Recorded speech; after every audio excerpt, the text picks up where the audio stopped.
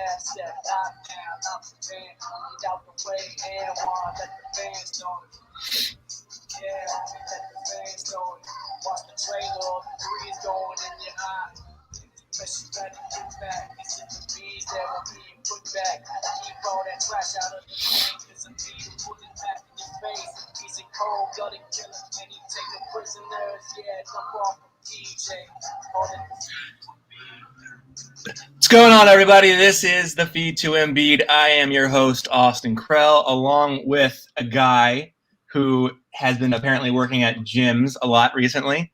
Brock, how are you, my friend? Hey, Kay, I'm doing well, my buddy. How about yourself? Can't complain. I turned 24 tomorrow, so it's a so it's a big day. It's going to be do some work today, and then tomorrow will be a fun day for sure. You got anything planned, or just gonna have some lunch with the family, go to the beach, go to the pool, a couple cohibas, maybe a couple drinks, the usual. But we have a lot to discuss. We are, I think, 2 weeks away from the beginning of the restart of the NBA season, and again, more quotes this week, more exciting stuff, and I think not surprising, but things that really make you think a little bit. Namely, Brett Brown is clearly moving more towards starting Shake Milton and Ben Simmons. So that would mean that, obviously Ben was already starting, but Ben is moving to the 4, Shake at point guard. I think it's a lot to think about. I think it isn't just inserting some role player in there. I think it's about just changing the look of the offense significantly. So we're going to discuss that. We're going to discuss the Matisse Thybulle's vlog, which I think has been absolutely awesome. I think I enjoy it very much so. And also we will discuss the idea of trading for Zach LaVine versus the idea of trading for Buddy Hield. We're going to keep it professional. We're not going to subtweet anybody. We're just going to discuss it. Now, we're going to start off with Shake and Ben. For moving Ben to power forward, I think it obviously maximizes the efficiency of your offense in the half court, but I also think that it allows you to put 3 wings on the perimeter, which is not something that they've used a lot or really experimented with a ton. They haven't played a minute of Shake, Tobias, Josh, Ben, and Joel. That lineup has never played together, and now they're going to start that potentially in a playoff series. But I think the concept of a 3-wing perimeter is a really, really, really interesting idea for them, because the numbers show that this season, when they have 3 guys on the perimeter who are willing and able shooters, it changes the entire way their offense runs. It's way more efficient. And I think Ben at power forward opens up a new dynamic to their offense that is, at the very least, interesting, and at the very best, potentially maximally effective in a solution that has been uncovered. What do you think of Ben at power forward? Yeah, sure. So, Austin, the key phrase I took from what you just said was maximizing efficiency. And I think in moving Ben to the 4, it's going to be an experiment, but I think it really does help maximize the efficiency of the Sixers offense. And I say that because you can add a wing, like you said, so you subtract maybe Al Horford from the lineup, who's less than 35% shooting on catch and shoot, and you add an able-bodied shooter like Shake Milton. And Austin, you're going to talk about Shake, but the guy was incredible during his stretch of basketball prior to COVID. And if he can shoot anywhere close to as well as he did prior to the stoppage of play, that's a huge boost in the Sixers offense. Now, Ben Simmons has been top 8 in touches per game and total touches every single season of his career. So he's going to be touching the basketball. He's still going to facilitate in the offense. But I think having a secondary ball handler or a secondary playmaker in the offense to initiate something if Ben Simmons can't is going to be really helpful. And Austin, how many times last year during a Sixers game did you see Ben Simmons go to the low block after dumping the ball off right passing half court and stand there for 24 seconds during a possession? And it was infuriating to watch because you know how good Ben Simmons is and what he can do in the half court. So I think now if you take the ball out of his hands and put it in the hands of another ball handler, it can help your offense. You can use pick and rolls. Shake Milton can run a two-man game with Joel Embiid. You can run pick and pops. Ben Simmons is shooting the hell out of the basketball. I don't know if I want to fall for all of these videos, Austin, but if Ben Simmons can maybe or even add a little semblance of a jump shot during this 8-game stretch or even in the playoffs, that's a huge added boost to the offense. So I think the offense is going to be way more dynamic. You're going to see Ben Simmons still facilitating off of live rebound. Let's not forget, Austin, Ben Simmons is one of, if not the most productive players in transition. Fastest player in the NBA. I mean, the fastest player in the NBA, and most of his points come in transition. I believe it's around 30% of his points are scored in transition, which is more than Giannis Antetokounmpo and LeBron James. So off of a live rebound, Ben Simmons is going to shoot out of a cannon. But in the half court, having a secondary playmaker or a secondary ball handler may ease some of the pressure off of Simmons, and he can be used in different ways. Like I said, maybe a roll man in the pick and roll situation, maybe in the dunker spot if Joel Embiid is in the PNR, or he might even shoot. You could see pick and pops, things of that sort. So I think putting Ben Simmons at the 4 is a move that can only help this offense. Yeah, and I think one thing that you sort of touched on that was a good point was how many times have we seen in the past where Ben first pass off to the wing, and he quickly dives down on the block and just stands there, and it's like a waste of Ben Simmons on a possession. So you might think like, well, why is this good then? Well, because the strategy is much different now. Now you're using him as a power forward where he's supposed to be on the block, whereas before you're just sort of like, he's not going to shoot the ball. It's a half court set. This is where we got to dump him and just let him sit there, and if there's an offensive rebound, he can crash it. No, now you're actually actively trying to find ways to include Ben Simmons down low in the offense, and he has fared pretty well in the low post area. I mean, everyone wants to say like, he's not shooting jump shots, he's not taking the threes, he's not taking 20-footers, whatever you want to say. He has taken a ton of these low post hooks or like little flip shots that, I mean, technically, statistically, they count as jump shots because that's how they're added on to the sites that we go to for stats. So he's shown an ability to be effective in that low post area and convert from the field there. And I think that's certainly something that's going to help them in the playoffs, because if you can find a way to just get positive production out of him in the half court in the playoffs, you're golden. That's the crux of what people think is holding this team back in the playoffs, is Ben Simmons not being effective in the half court. So if you can get Ben in a position where he can score the ball and be a positive, that's what we're trying to do at the end of the day. So I think it's a great move. Now, I wanted to discuss Shake Milton as well, and I think we can't understate how significant. He isn't a superstar, at least not yet. Like, who knows what he's going to be 5 years from now? I mean, Isaiah Thomas was drafted 60th overall, and he ended up being a multi-time All-Star. So who knows what he's going to be years from now? That's depending on what his ceiling is, what his work ethic's like, etc. But right now, he's posed to this team a guard and a playmaking guard who is capable of both dribbling and shooting the ball. And, actually creating a shot out of a dribble. Like, imagine that, a basketball player being able to create a shot out of a dribble. That's wild to me. So and his production since the beginning of 2020 is astronomical. He averaged 19 points per game in March, and across those 3 months, he averaged like a little bit over 13 points a game, which maybe isn't that impressive.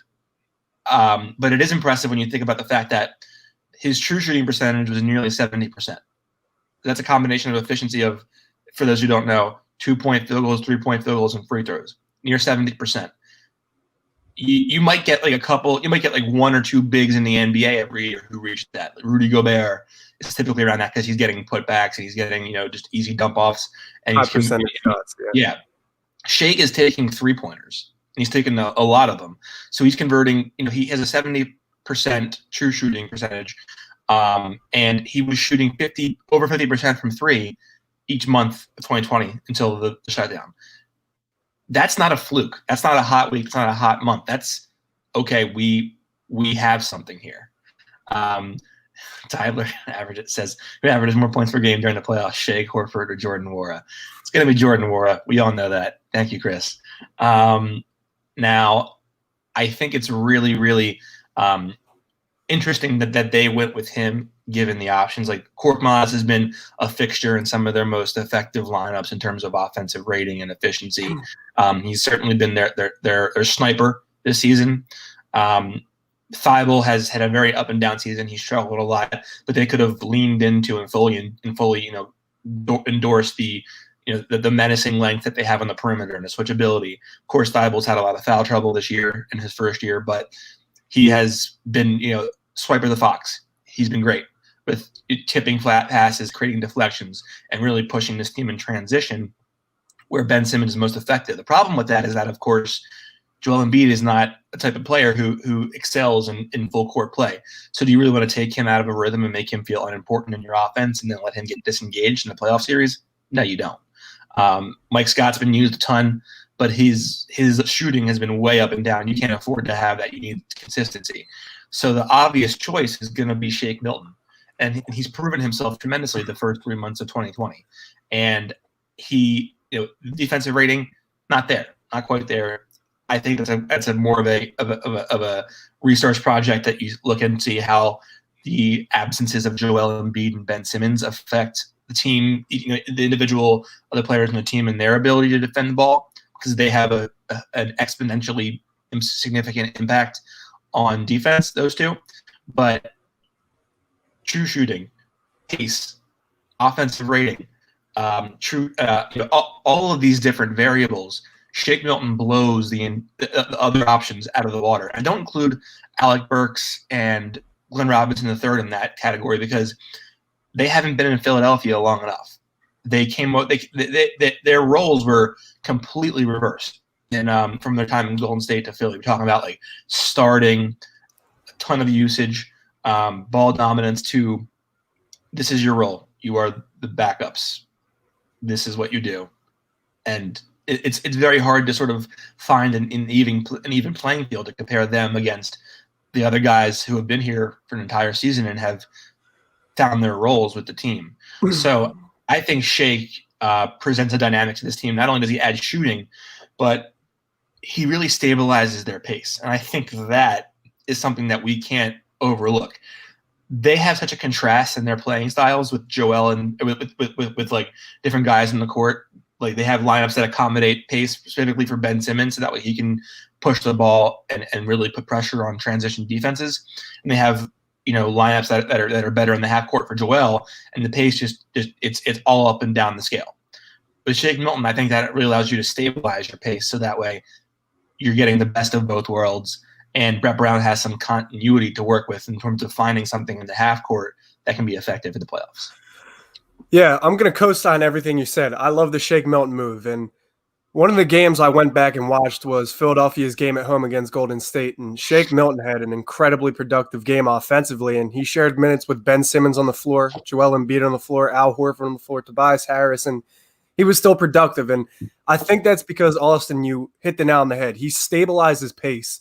Shake Milton is looking to score. I think the contrast between him and players like Alec Burks and Glenn Robinson is that Alec Burks is instant offense for the individual. I don't think he's really going to kickstart offense for Philadelphia. I think he's among the better ball handlers on the Sixers, but I don't think he's as good offensively as Shake Milton could be, given Milton's body of work this season. Glenn Robinson is more of an off-ball movement guy, a cutter. He's good and a complementary piece in transition, but He's more of a role player than he is an impact player. For Shake Milton, in January, he shot 50% on catch-and-shoot three-point attempts on almost 4 attempts per game. And that's fantastic given the difference between him and a player like Al Horford or even Tobias this season. If you can get that type of production on catch-and-shoot on a team that does so frequently, that's unparalleled. 61.7 true shooting. Awesome. Austin, you already alluded to it. That's on three-pointers mostly. So to have a true shooting percentage that high, it's pretty rare. You said the defensive rating wasn't there, and of course it's not, and you do make a good point about the absences of some cornerstone defenders, but I think sometimes defense can be masked. And on a team like the Sixers, Shake Milton's defense most certainly can be masked if you have such a good rim protector like Joel Embiid and a player like Ben Simmons who can play up tight because of Joel Embiid with the addition of maybe Matisse or Josh Richardson. Shake Milton's defensive assignment isn't going to be crazy. Ben Simmons is most likely defending the first core player. Josh Richardson or Thybulle will take the second. Joel Embiid will take the big.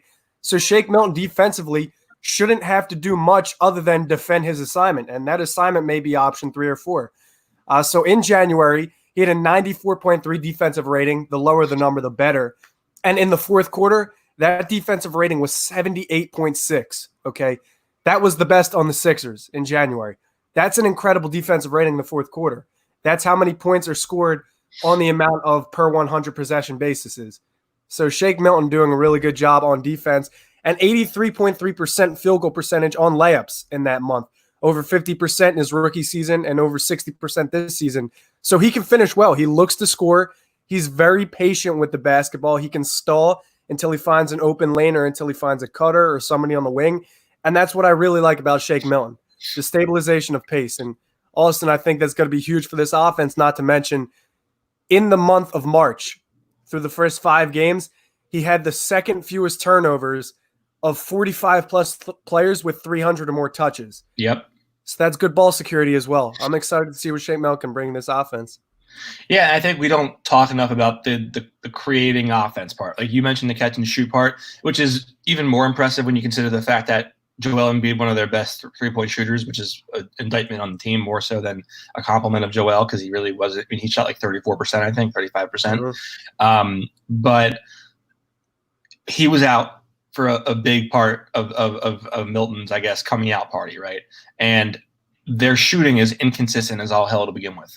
So the fact that he was able to convert that high a percentage of catch and shoot opportunities when the spacing around him wasn't that great and the shooting around him wasn't that great, it's kind of hard to believe that this guy was a second round pick who was able to come in and do that in his second year in the league. But I think we can't get lost on the fact that this kid can really create his own shot. He created, I think in the 2 months, it was February, March, 42% and 47% respectively of his field goals made were unassisted. So he was creating nearly 50% of his field goal attempts, making them, and his true shooting percentage actually rose. So how often do you see a guy who is A, inexperienced, B, a second round pick, and C, the pieces around him aren't like the best pieces on the team, and then D, he creates a bigger number of shots for himself, and then also converts a higher percentage of his overall looks. I mean, his efficiency rose despite creating more shots. You usually don't see that, which is pretty incredible. So I think not only does he add a shooter to the court, but he also adds an ability to have that primary ball handler. Something Jimmy Butler was last year, was the primary ball handler for this team and a lead ball handler who could create his own bucket. And while that ability to score for Butler off of the dribble, off of jump shots, has faded this year, and I know that everyone wants to wants to be correct and say, they would be a better team with him because they remember the Toronto series and and they don't want to be considered wrong. But you got to embrace new thinking, and the numbers for Jimmy Butler as a creator this year are abhorrent. And Shake Milton has done a really nice job in limited opportunities to sort of replicate what that can be for the Sixers. And I think that while he won't be the difference between them getting out of the second round of getting out of the first round of playoffs, getting out of the second round of playoffs, getting to the conference finals, NBA finals. He's a piece in there that makes this whole thing come together and function like a team that can get to that point. Another thing I want to add, Austin, is that Shake Milton is 6'5". So Philadelphia has great great physical advantages already. And it's not like there's a drop-off if you utilize Shake Milton as a point guard as opposed to Ben Simmons, because Simmons, 6'10", like I said, off a live rebound is still going to shoot out of a cannon. And if he's playing in that dunker spot, who's going to defend him, right? A power forward probably has to defend him at that point. So that leaves Shake Milton running the point guard at 6'5". He's still bigger than a lot of point guards in the league. And Tobias Harris at 6'8" moves to small forward, I'd assume. And there's a physical advantage to that position now too. So I really don't think there's a drop-off. And you said Shake Milton may not be that winning piece, but in my opinion, he could be that X factor. If Ben Simmons and Joel Embiid show up and play their basketball as per usual, I think the Sixers are going to be a really tough team to beat. They have a lot of depth. Tobias Harris as well. But Shake Milton could be that guy that on offense produces so much that it almost appeases the workload that Ben Simmons and Embiid and Tobias have. That game against the Clippers, Shake Milton looked like one of the best shooters. He was a marksman in the NBA. I think that game he like missed a three and that was like cracked a streak of like 11 or 12 makes in a row across a couple of different games, which is unbelievable. Yeah, there was a stretch of time where Shake Milton was shooting 70, 80% plus from beyond the arc. So a guy like Shake Milton, if he can give you 20 to 25 points per game, maybe even 15 plus off of spacing the floor and as a ball handler, I think he could be that X factor. He is a downhill point guard at 6'5". Like I said, he's always looking to score. So if you compare that with Joel Embiid or Ben Simmons in the pick and roll, that's a brand new dynamic in this offense that nobody has seen before. So it may be tough for teams coming to try to prepare for Philadelphia when they haven't really seen Shake Milton. There's very limited film. So I think Philadelphia can go a lot of different ways here. They I'm sure have plenty of tricks up their sleeve, and I'm really encouraged. I'm excited to see what's going on with Shake. And I want to bring up this because John Russell says Brett learned last year that taking the ball out of Ben's hands during that Raptor series is how this team is going to be successful. It's a good point, and I kind of wonder like if there's like a different coach there. I wonder if they would have seen this sooner, and they would have said, like, okay, this is something we have to go to, because I forget where I heard this a couple days ago, but I heard like Brett Brown has a level of respect for Al Horford that's so significant that even if it might not be the best thing for the team, he would still start Al Horford because it's out of a respect for Al Horford, who's a great player, which is a ridiculous way to coach a team, but it's something that was said. But I gotta wonder if but you make a good point about like the X factor there, and I'm not saying that Shake isn't going to be the X factor. Like an X factor can be a star, it can be a role player, it can be just someone sliding into a role to get the team over the edge to get to their next checkpoint. And I think Shea can absolutely be that guy. But my point was that like it isn't like he's some star who they acquired who lost his way and then has started to figure things out again. He's a guy who is unproven, and had a really, really hot stretch before the shutdown. And he's now their best possible option to put on the perimeter as a shot creator, as a lead ball handler, and can be that X factor that smooths the offense a little better. I want to get into Matisse Thybulle's tremendous vlog that he's begun. First of all, Thybulle, my first thought is like, I wonder how much time he has to spend like positioning the camera, thinking where he's going to film next. Like it can't be like, it isn't like he's just like, oh, this is a good angle, I'm gonna put this here. He has to like strategically place that camera so that way it all works. And I think he's put a ton of time into this, and it's really impressive, honestly. He got a shout. I think Casey Neistat shouted him out or tweeted something at Thybulle, and you don't get a shout out from one of YouTube's most popular creators, let alone vloggers, if you're not doing good work. I admit I slept on Matisse Thybulle, not as a basketball player, but as a personality. I think a month or two ago when quarantine hit, Austin, I was complaining with you. I had a gripe with all the TikToks and the reception they got with 76ers Twitter. And this is a little different. This shows a little more maturity. You see a different side of Matisse Thybulle in these vlogs, and I think what's even more entertaining is you really get to see how all of these players interact on a day-to-day basis. It kind of takes them away from larger-than-life personalities, and you kind of just see them for human beings, and a lot of them are really entertaining.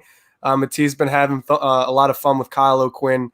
He's been really funny throughout this vlog series, and Ben Simmons is a man of few words, but he's always entertaining. He's got his own YouTube. He's doing his thing there. And I think we're living in a really unique generation. I always have to add these little excerpts about our age of digital media, whatever. But I think we live in a really unique generation where we have access to something like this. So you got all these basketball players that went away to Florida like it was an AAU tournament, and they're vlogging it. And we get to sit at home and watch. I know JaVale McGee was doing it. Hassan Whiteside's doing it on Snapchat. Matisse Thybulle's vlogging it. A lot of players are vlogging their expedition here, and it's really funny to watch, and it's just interesting to see what's going on. So I'll admit, Austin, I'll take that bullet. I was wrong about Matisse Thybulle as a person. I came around on him again. Yeah, no, he's definitely he's definitely a fun dude. He enjoys a good time, and he seems like a pretty humble kid too, which is always nice to see. One thing that I do want to make a point of is like you see like the food that he has and like the little snack packs they give. Yep. I don't blame the players for breaking the bubble because they're not giving. Like, it doesn't look like they're giving them like food. Like you have to feed these players, and not give them like little like freaking like grilled chicken and like some pasta and a little bit of like a little bowl of tomato soup. You got to feed these guys, and you got to find ways to satisfy those things that would push them towards breaking the bubble. Like I forget who it was who ran out to get food. Rashawn Holmes. Rashawn Holmes, yeah. Former processee. Right. I wonder why, because they're not being given adequate meals from what we've seen so far. But, you know, I think overall the NBA has done a pretty good job with sort of sweetening this as much as possible. Do you find it interesting that, like, there's always one team in, like, the lounge room or the game room at all times? Like, it isn't like you see, like, oh, there's Jamal Murray, there's Luka Doncic, there's this guy, there's that guy. Like, it's always only members of one team in it at once. I wonder if they have, like, scheduled times and usages of it. I guess they probably do.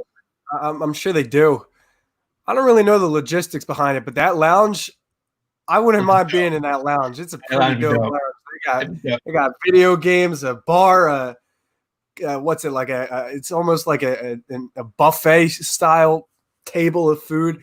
There's a lot of cool things in the lounge. I wouldn't mind being there. I don't know what they're being fed, honestly. I'm not really on social media as much, so I don't know what players are being fed or what they're posting. But I think the bigger problem is all the work that the players are trying to fly in, all the work that they're trying to get to come to their hotels. And the NBA had to send out a memo the other day to tell teams that unauthorized personnel shouldn't be entering the bubble. So I know a couple of the players are probably getting frisky there in Florida, but you got to stay solid for a month or two longer. There's a bigger picture here. It's an economy. It's a business. You got to, you got to help support the economy during downtimes. You gotta respect the dedication, the dedication or the desperation, something like that. But regardless, you got to respect it. It's called Vaseline. So I want to get into now the idea of trading for Zach LaVine. Well, no, actually, I forgot one thing I wanted to, before we do that. I forgot one thing. You see these guys shotgunning beer? Like what a bizarre activity. Like, who would have thought that you'd find like JJ Redick now shotgunning beers in like an ice tub? What? And he could use the King Cobra. We should fly. We should send out some King Cobras to him. They could crack the beer can. Wait. That's not a bad idea. Maybe I should like DM him or something like that. That's great. Yeah. No, but like JJ is so prideful about like what he eats and like, you know, the wine that he drinks in like the high-end restaurants, and here he is shotgunning a Bud Light. What is going on here? But you do make a good point. And speaking of the King Cobra, do you think JJ Redick likes shotgunning beer? I think he does. Do I you think think he all of them might too. Do you think you want to increase? Do you think you like to increase his shotgun time at parties? That way, Myers Leonard doesn't smoke him in those contests. Yeah, how could he do that though? Well, he should check out my boys at the King Cobra. The King Cobra is Okay. a shotgunning tool that makes the perfect shotgunning hold under a second. Also, a tab puller, vent puncher, and all fits on a keychain. More information about the King Cobra, check him out on Instagram at the King Cobra Co. That's the King Cobra Co. And Cobra is spelled with a K. For a 10% discount on all products, enter the code Press the Cobra 10, all caps, all one word. Pick up yours today.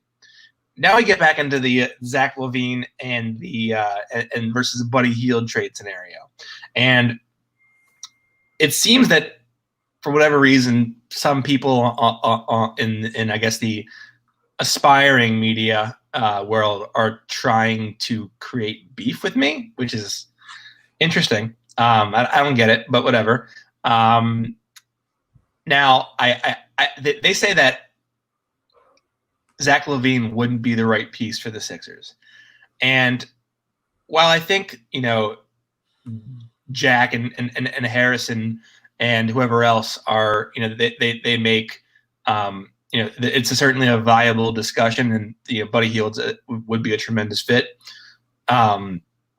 There's numbers there that prove that Zach LaVine is not only a much, much, much better offensive player than Buddy Hield, but the defensive downside that they have there is inaccurate. It's more because the Bulls are a bad defensive team in general, and I think what that does is psychologically is that LaVine thinks, well, we suck on defense anyway.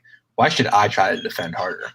And so he does sort of doesn't really give a shit on defense. But I mean, and you and I texted about this yesterday. His field goal percentage, and we'll let you give the stats for that sort of prove that the defense isn't as bad as it's made out to be. Yeah, so Austin, you just said Zach LaVine doesn't really give a shit about defense, and if that's true, his defensive numbers are still better than Buddy Hield, and that's not an indictment of either of them, but I just think that neither player would really collapse Philadelphia's defensive scheme. When you have Joel Embiid and Ben Simmons, I don't think an individual player can collapse their defensive scheme, but the lowest field goal percentage that Buddy Hield held his opponents to in his career was 46.3%. That was in 2018. LaVine hasn't surrendered a higher field goal percentage since 2016. So LaVine is surrendering field goal percentages of 41%, 42, 44, numbers in that ballpark. Whereas LaVine, or Buddy Hield, my apologies, is usually surrendering a higher field goal percentage. And in all season but one, Zach LaVine has more steals and blocks than Buddy Hield. So Zach LaVine defensively is at the very least an average defender. I don't think that either one of them would collapse Philadelphia's defensive scheme. I think the difference is the offensive production because they're different offensive roles. Buddy Hield is one of the better catch and shooters in the league. There's no denying that, but I just think that Zach LaVine has more of a multidimensional skill set on offense. And if you watch film, it shows he has step backs, he has pull-ups, he can shoot from both elbows, he can shoot on both sides of the floor, he can drive with precision. I just think LaVine is a better offensive player. The problem is the assets, and that's where I tend to agree with most people.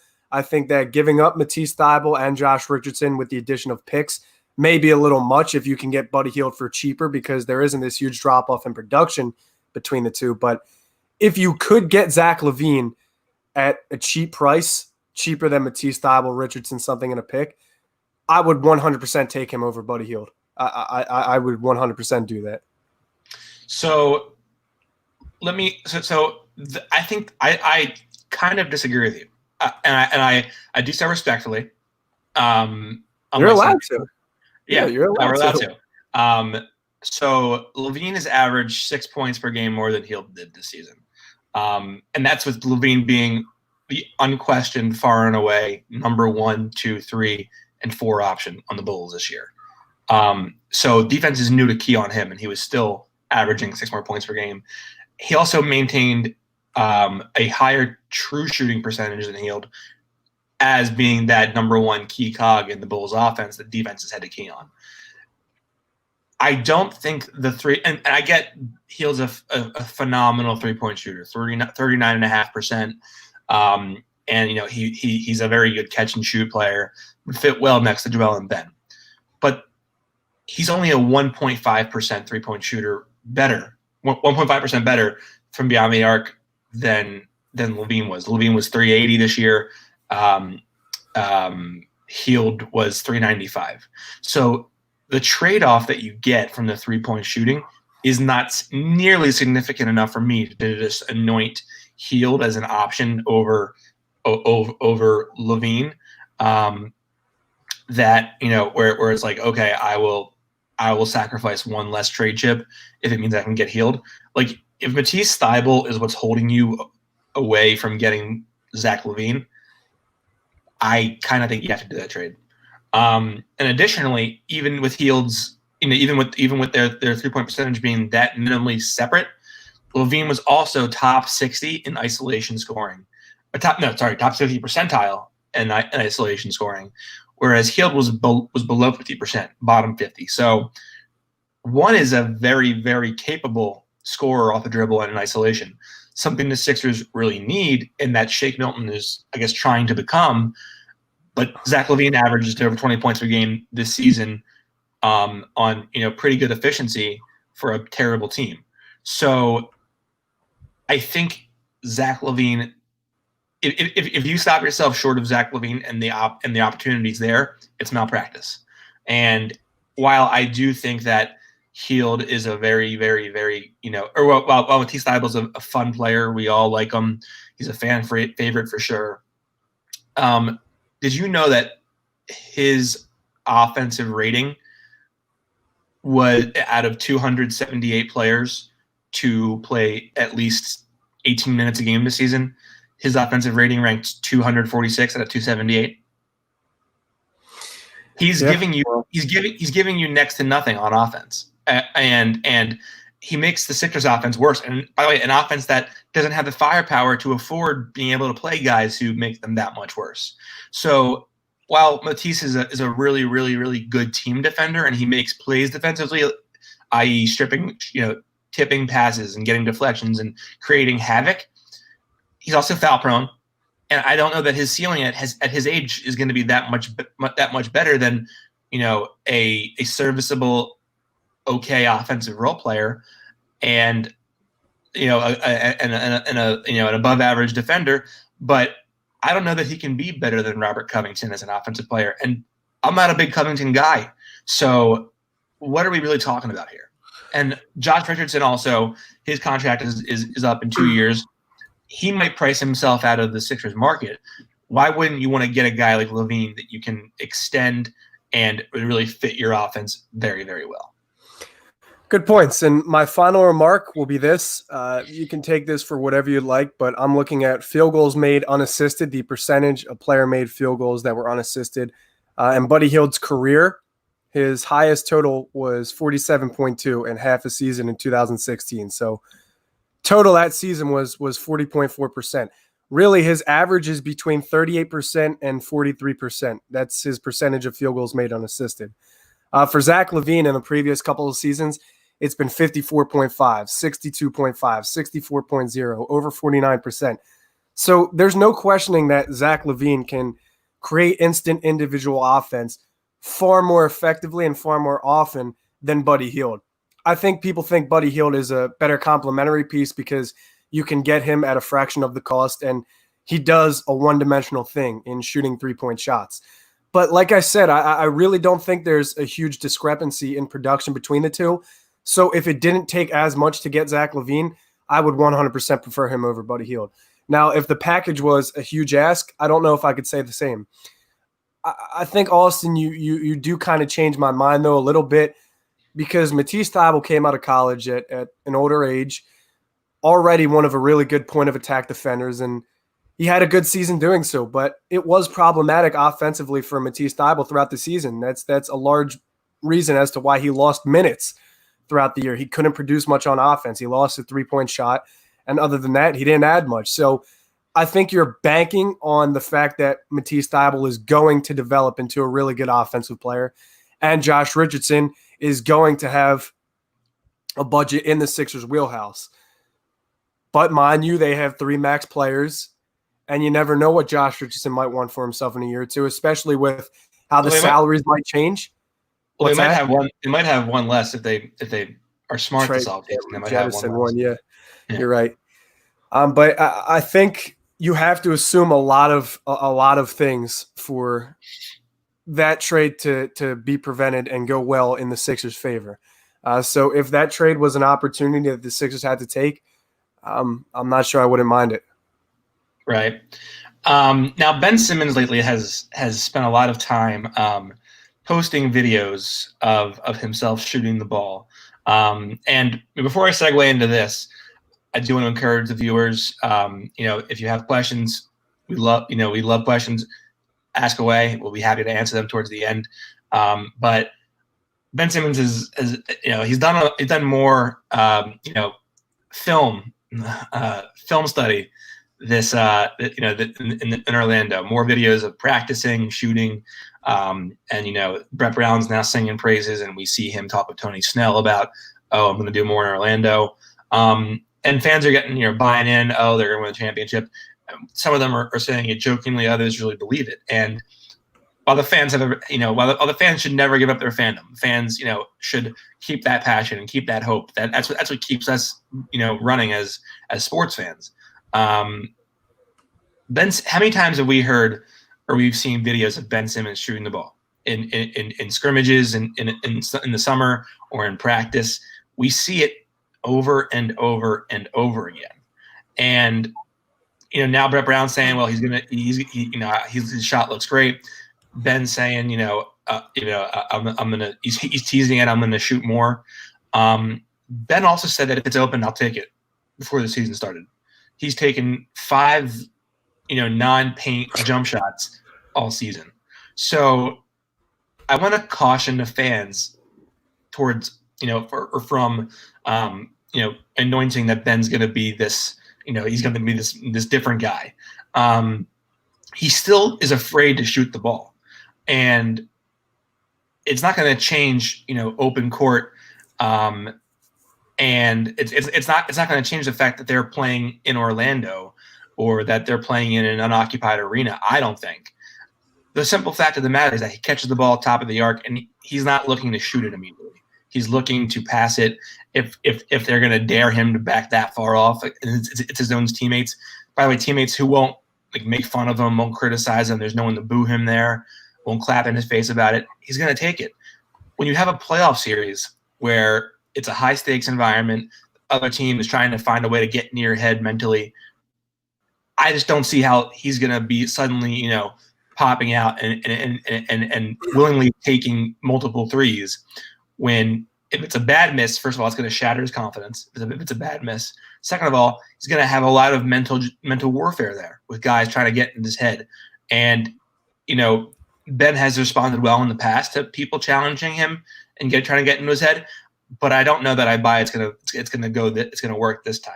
So what maybe he does attempt, 1 or 2 here and there, but I just don't buy that he's going to come back and suddenly be a willing 3-point shooter where he's taking 1 or 2 a game. Yeah, I'm usually a believe it when I see it guy, but the reason I'm optimistic is because of this experiment. And I think this is the first time in Ben Simmons' career where he can be potentially used in a different role than we've seen. And in featuring Ben at the forward position, at the dunker spot, of course he's going to be in the low block. But another thing that I'm considering is Joel Embiid playing on the low block paired with Ben Simmons' game could oftentimes be inefficient. So the two of them may not be playing high and low. You may see Ben Simmons in the corner, and Ben Simmons is comfortable shooting 3 in the corner as per videos before games and practice. So I think you could potentially see him float out and take some attempts there or work on the mid-range game. I also alluded to earlier a potential pick-and-roll game, a 2-man game with Ben Simmons or Joel Embiid as the roll man and Shake Milton or Josh Richardson as the point guard. If there is a 2-man game like that, of course, Ben Simmons is going to look great as a roll man. Him and Josh established that chemistry throughout the season, but also you could see him pop and shoot. Now, is that going to happen? I'm not sure it does, but I'm more optimistic now than I usually am. And the thing about the playoffs with Ben Simmons is he gets a really bad rap because he doesn't shoot the basketball. But Ben Simmons not shooting in the playoffs isn't the difference between winning and losing for the Sixers. I mean, last year against Toronto, 8 for 16 against Kawhi Leonard. Against Brooklyn, 9 for 12 against Jared Allen. 7 of 9 versus Danny Green. 5 of 8 versus Pascal Siakam. 6 of 7 versus Ibaka. Kyle Lowry, he went 3 of 5. Karis LeVert, 4 of 5. Ben Simmons is usually dominating against the opposition, but he's doing it in a way where he's taking high percentage shots. If Ben Simmons can do that and just even add 1 or 2 attempts a game that aren't in the paint, I think it's going to give a whole new dynamic to this offense. In Austin, there's plenty of new tricks up the sleeve for this team. I've said that plenty of times throughout this show, and I'm optimistic. I think the limited film teams are going to have against the Sixers is going to help to their advantage this playoffs. For sure. And Sixers Adam made an interesting point after the comments that Brett Brown made about Shake with the starting lineup. If you're moving Ben to power forward and you're putting someone else in that point guard, do you see more Raul Neto and less Mike Scott? It's an interesting point. I think fans should definitely hope not. I mean, Raul Neto is what he is, but I mean, he's made a lot of mistakes for someone who should be a veteran backup, and he just doesn't give you much. I think we're going to see a heavier concentration of Ben at power forward because they really want to integrate that and make that part of their offense, something that they're comfortable with.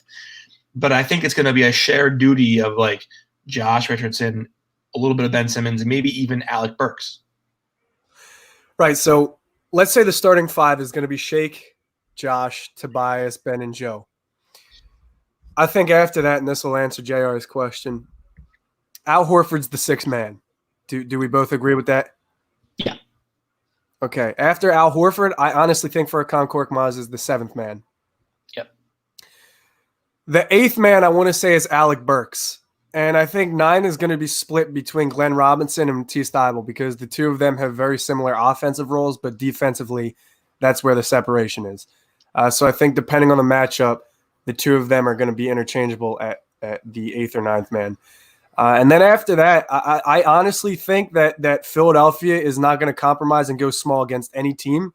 So I think when Shake Milton isn't playing point guard and Ben Simmons isn't playing point guard, you're going to see a guy like Josh Richardson or Alec Burks handling the basketball. I really don't see a point in time where the Sixers would need to use Raul Neto. And the addition of Ryan Broekhoff could help too. I mean, people forget about that. If he comes back. If he does, yeah, people forget about that, but that's a potential floor spacer. And if you can plug and play a 6'5", 6'6", 6'10" guy at the point guard position like Simmons or Milton, having Broekhoff maybe step up and play the 3 or the 4, that could be really helpful for Philadelphia because, like I said, floor spacer, catch and shoot guy. For sure. And I think Matisse Thybulle is actually closer to out of the rotation than Robinson would be. Like I think the minutes, the balance of minutes would go towards Glenn Robinson the 3rd, and then Matisse is like into single digits, I would guess. And but I do think it's going to be like Horford. I think they're going to use Horford a lot more than people think. Then it's going to be Furkan because they need the shooting, and then like you said, Burks, and then Glenn Bob or Matisse. But that's what that's where the answer to John's question. I think that's what it's going to be. That I think the guys they got from Golden State, Burks and Robinson. I think Burks you're probably looking at like 20 minutes a game, and with Robinson it's probably like 15 minutes a game. Bravo Mo 1982. What's up, guys? I like your show, Pistons fan. Thanks, Bravo Mo. We really appreciate that. Put a lot of work in, so it's always nice to have people give us those compliments. We really appreciate that. Is the 2 guard position set up 100% for Philly, or can they play Matisse? It's an interesting question. It is. I think it's something that's still very much up in the air. They obviously they love Josh Richardson at shooting guard. and they have a bunch of wings that they're toying with. I think it's going to be a committee of who is hot on any given night in the playoffs, especially as head of the playoffs. If Furkan Korkmaz is hitting 3 threes in the first quarter, it would behoove Brett Brown, for the sake of his keeping his job, and even with it hanging by the thread of a needle, or by whatever it is, skin of the teeth, whatever you want to call it. It would behoove Brett Brown to ride the hot hand at shooting guard on any given night, because the more shooting you can get, the better. I don't think Matisse Thybulle's truly an answer at shooting guard, because he's had a very, very up and down year shooting three. I think he had 1 month where he was like 45%, and then other months he was 25%. So he's kind of balanced that at 35%. But still, he's not positive enough in offense in general, where he's somebody who you can trust at the 2-guard spot. I think they play him more at the 3, or they even go positionless, where they're just matching guys up with guys and saying, let's just run the offense. Brock, your thoughts? Yeah, you took the words right out of my mouth. Positionless. That's the most important word there. I saw you smirk as soon as I said that. I was like, uh-oh. With basketball now, most of these successful teams in the NBA have gone positionless. If you look at the Milwaukee Bucks, the Los Angeles Lakers, a lot of teams have gone positionless. And I think the unique thing about the Sixers is that they can afford to go positionless. So when Josh is not at that 2 position, I think it's really interchangeable. And Austin, I'm just going to piggyback on your point. On any given night, the defensive matchup or the offensive matchup can dictate who plays at that 2 spot. Now, the point guard position, I think, is reserved, and I think the center position is reserved. But anything from 2 to 4, for Henry, I don't know who that would be. Maybe it's Rashawn Holmes or Ja.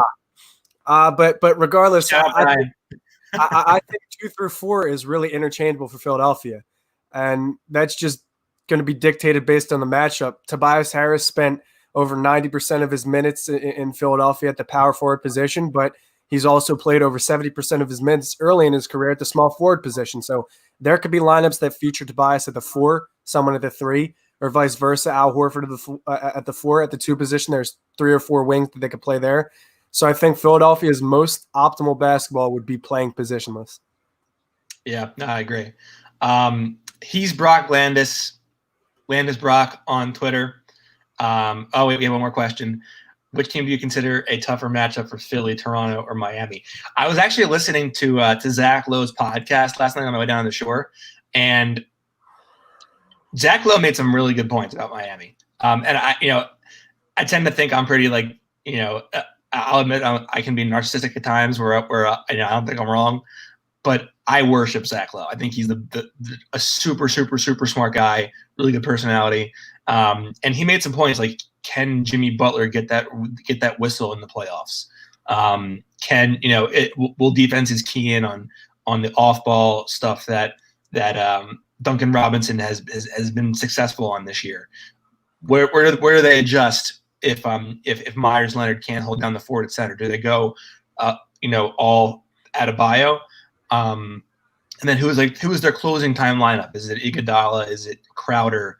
Jimmy? Who else? I think Miami has had a really, really, really good season, better than anyone thought they would have, certainly better than I thought they'd have. But I tend to think the kryptonite for the Sixers would probably be leaning towards Toronto. Siakam's had an unbelievable year. Lowry's just a pest. He's a very good player. But Marc Gasol has real estate with Joel Embiid. We can't deny it. It's the truth. The Sixers have this traumatic experience with the Raptors, and I think that would present them with a bigger issue. Give Miami credit; they played the Sixers really well this year. They beat them 3 out of 4 games, but I think a lot of well-known analysts favor the Sixers over Miami in a series in the playoffs. Yeah, real quickly, I'd also say Toronto as well. I think star power wins in the playoffs, and I just think Toronto has a little more. Both teams are equally deep, in my opinion, but I think Toronto is a tougher team to match up with. You already talked about Kyle Lowry and Pascal Siakam, but there's a couple of other names on that team which pose problems. That would be OG Anunoby and Norman Powell. There's guys on Toronto that can light it up from beyond the arc. They can score within the perimeter, and they can defend well. I think Miami, a team that had the best 3-point percentage after the All-Star break and was top 6 before, really needs a rhythm, and they need momentum to be as good of a shooting team. And I think this time off may have hurt Miami more than it may have helped. That's right. That's all the questions we got for today. He's Brock Landis. You can find him on Twitter, Landis Brock. Brock, that video you made at Tobias Harris was awesome. What do you got coming up next? What's the next video you got coming up next? My next one is going to be about the Sixers starting 5 experiment. So what it's going to look like, how it's going to help, everything of that sort. Okay. I am Austin Krell, KrellTPL on Twitter. You can DM us, email me, whatever. Follow the Feed to Embiid, follow us. We work very hard to put out good content for everybody. Brock, I will see you next week for another episode of the Feed to Embiid. There'll be more stuff for us to talk about. As always, thank you for tuning in, everybody, and enjoying the live show and providing commentary. We love doing this. And, make sure to subscribe and give us a review, positive or negative.